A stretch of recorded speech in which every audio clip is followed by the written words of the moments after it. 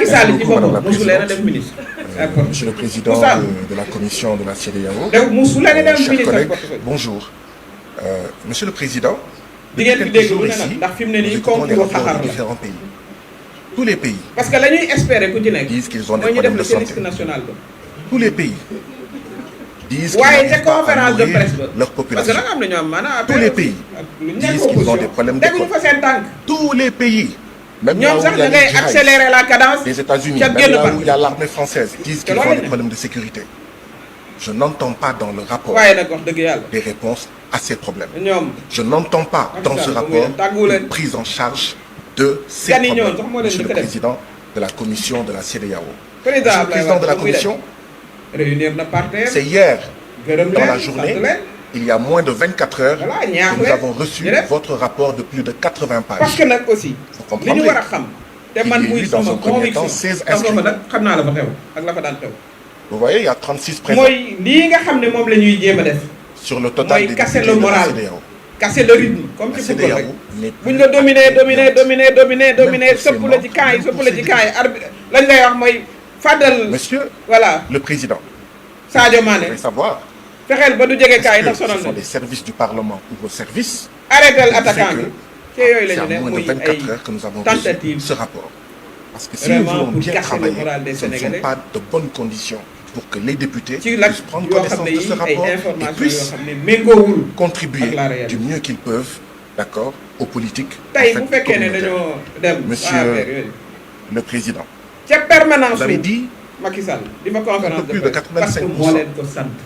que foofu les benn recettes caabee des faam prélèvements amul ñaar amul ñett. financent un peu mooy plus de ubbi 85% mooy wax ku fay ñëw. mooy génn mooy tëj. de la kon CEDEAO. activités yi D'où viennent moom les moo leen 15%? ko sant à partir de fa mu D'où nekk viennent les 15%? moo xam muy France te dem naa France Monsieur le Président, wala muy Maroc gi mu doon.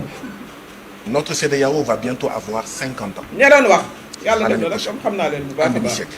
kenn du ci jël sa initiative. À la veille de ces 50 ans, ñoom lañ leen Nous sant avons la leen le Macky Sall sant droit moom de la ñuy moment. def duñu ci yokk virgule duñu ca wàññi le virgule. bilan de la CEDEAO.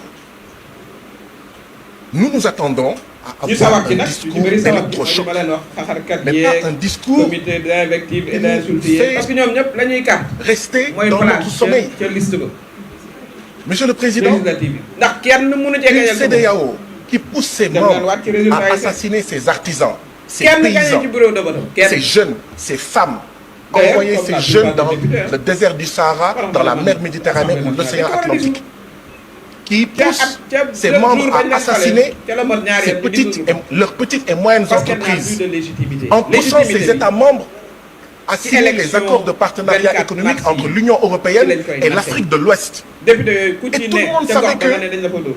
Les accords de partenariat économique, c'est la possibilité pour 85% des marchandises de 27 États de l'Union européenne d'entrer dans nos pays sans payer de droits de douane. Vraiment ñoo nga sox Comment est-ce qu'on va régler la problématique du chômage? légitimité populaire parce que dañ leen a fol Comment? fal pour 5 ans. Comment on va régler la problématique du Sénégal où Quand on va le taux de présenter, mortalité des mën petites naa la et moyennes député entreprises dafay est de fekk ñoom 64%? ñëpp ci Je suis assemblée wu bees persuadé doo leen gis. que c'est à peu près pareil dans tous nos pays. Voilà. Mais cette CEDEAO-là, li nga bëgg C'est elle en réalité qui pousse notre jeunesse à essayer de traverser la mer Méditerranée et à prendre les pirogues à l'assaut de l'Europe forteresse. parce que nag Nous ne voulons pas de changement. ba ñu C'est paree une le CEDEAO report de l'élection qui pousse nos pays à maintenir les bases militaires françaises, à accueillir les djihadistes et d'autres armées d'occupation, parce que cette CEDEAO ne nous aide pas, n'aide pas nos pays, comme le Mali, comme le Burkina, comme le Niger, comme d'autres pays, à faire face à la sécurité. yéen a ngi koy fàttali. Voilà ce que c'est que la CEDEAO. muy dem.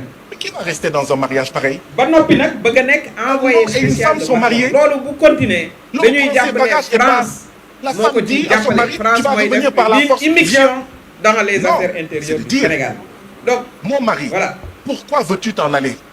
Et on pose les interpellons problèmes. directement Je ne sens pas cette démarche, Monsieur le le Président. président Macron Et nous devons aller vers cette démarche. ou le président Macky Refondation Sall et votre ou mort envoyé de la spécial CEDEAO. à ce Voilà moment-là où on en est il aujourd'hui. démissionne de Transformation la tête de structurelle son ou parti mort de la APR. CEDEAO. Changement alors, profond ou il mort démissionne de la du CEDEAO. poste d'envoyé Voilà spécial où nous en sommes, Monsieur le Président. Il occupe Si le on ne président. fait pas ça, la pour, à ce jeunesse moment-là de continuer l'Afrique à de diriger l'Ouest, son parti. dans les villages, dans les quartiers, Les deux ne peuvent pas se faire en même temps. Et si cela continue, nous considérons qu'il s'agit d'une immixtion grave de la France dans les affaires intérieures. Ça ne sert à rien de dire non. Il faut changer par les actes. Que cette CEDEAO soit une CEDEAO des peuples, que ça soit attrayant. Et puis, Madame la Présidente, j'aurais suggéré qu'il y ait un minuteur. Parce que dans nos différents parlements nationaux, il y a un minuteur, d'accord, qui montre... Est-ce que Maga aide de Kamba garde du corps sur les frais du Sénégal pendant que vous travaillez pour le président d'un pays étranger? Pourquoi? Moussoumoko Gissi Adina. C'est le commandant en chef de nos armées. C'est une secret militaire. C'est une cartographie des ressources. Xamuñ lu mu cay def nag mais moo tax ñu koy fay en tant qu'ancien président pour que vraiment démocratisme, que les gens sortent de la CEDEAO, que les gens sortent de la CEDEAO. kon loolu interpellation bu ñu koy def la honorable bu fekkee da nga jàpp ne soxla ko statut ancien président ak la mu àndal kon tegal pay mi tegal garde du corps yi tegal aide de camp bi tegal lépp dem nag sa naataango bu woon di la fay comme sa droit la sa décision waaye ñaar ñi moom mëntaan mbokk yi man li ma jaaxal ci mbir mi sax mooy les tenants d'un régime yi nga xam ne li nu indi ci tiis ci réew mi ci souffrance naka la ñu mën a continuer di wax comme si voilà Sénégal yëpp dañoo toxu bàyyi leen réew ak li fi xewoon yëpp fii li fi xewoon ci Sénégal fii milliers de jeunes yi nga xam ne ba tey ñu ngi traumatisé ñi ma leen wax xale yu bari yi nga xam ne ONG yi estimé nañ une 60aine de jeunes yu ñu boom ñooñu seeni seet du ñu mës a céetal kenn du leen ñaanali jabar ñooñu dem nañ ba faaw waaw loolu yëpp ngeen am ko ci seen ndodd demu leen baalu sénégalais yi àq def introspection ngeen jël micro yeeg rajo yi di wax mais c'est inadmissible foog ñu wax leen seen bopp foog ñu wax leen seen bopp d'ailleurs ñun dañuy am solidarité bu mag ak les familles des victimes man dama jàpp ne assemblée bu bees bi dafa war a dindi ba mu set la loi d'amnistie ba mu set wecc ñu seet ana ña ko commandité woon ana ña exécuté woon ba xale yooyu ñàkk ci seen bakkan yoon dal seen kaw parce que nee nañu il faut réconciliation mais il n'y a pas de réconciliation sans vérité ñooñu ay dañoo am ndey ak i baay bëgg nañoo xam ku boom seeni doom bu ñuy baal nag ñoom ñu seet ndax dañuy baalam déet waaye la vérité doit être rétablie. Ghazali que les deux gendarmes Didier Badji Fulbert Sambou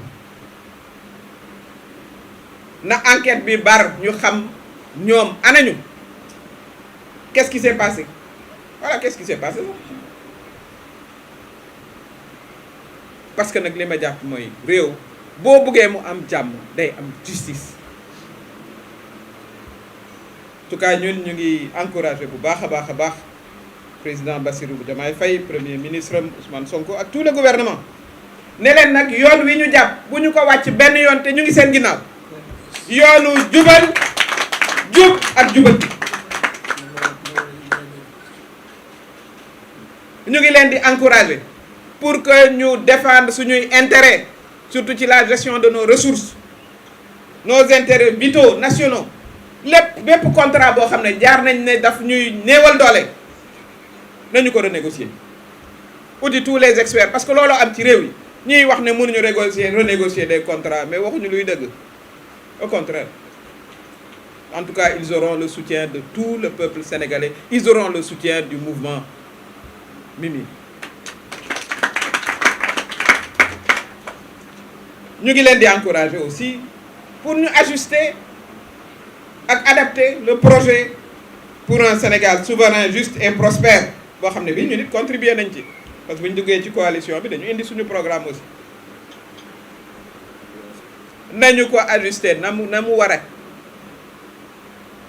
ñuy wax naan projet amul parce que nee nañu dañuy war a ajuster finaliser mais yoonu yokkute ba ñu faloo 2012 dañ ko réajuster indi PSE loolooy xew ci nguur yu bees yëpp loolu ngay def da ngay ajuster xam li nga fi fekk yeneen priorité dellu si nga tenir compte du contexte national international des comptes publics du niveau de la dette parce que niveau dette bi sax lu ñu war a xool bu baax a baax la moo tax may féliciter président bi ba mu annuler yenn contrat yi nga xam ne ay 3 jours avant Macky Sall di dem la ko signé loolu fu ñu ko mës a gisee une telle inélégance républicaine.